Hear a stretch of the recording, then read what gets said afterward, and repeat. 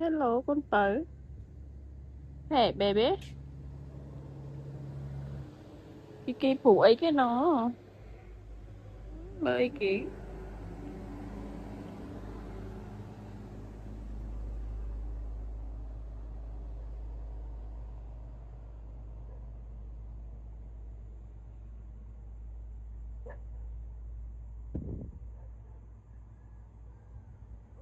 Cái bụng.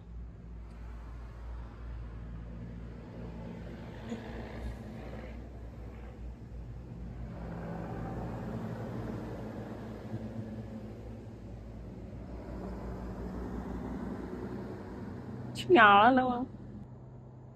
Nhỏ nó nghe. Cái nhỏ kia nó nghe. Ừ. Hi you baby. Ừ, rồi kia nó. Gầm.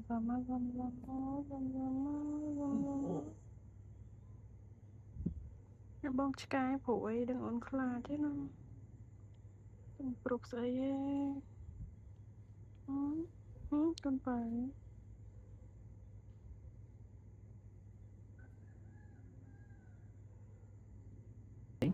vì kia hai trong một trào sọc miền tế tại mang capi vì miền về niên này nè chấp niên đi kiềm trơ tại đạp tung ở khan tại bản luôn tem miền phu diệt chuyên đại bản đòi ở nhà bầm ra bằng co chùm lùm tiết trơ đến trên pi thi chụp liên ở រឿងគ្រប់យ៉ាងត្រូវតែមានមុនមានក្រោយតែប្រកបរបស់អ្នកទេដែលតាំងចិត្តរុញលោករកធ្លាក់ចូលក្នុងបឹងហើយថែមទាំងចំអកឲ្យមុខមាត់គាត់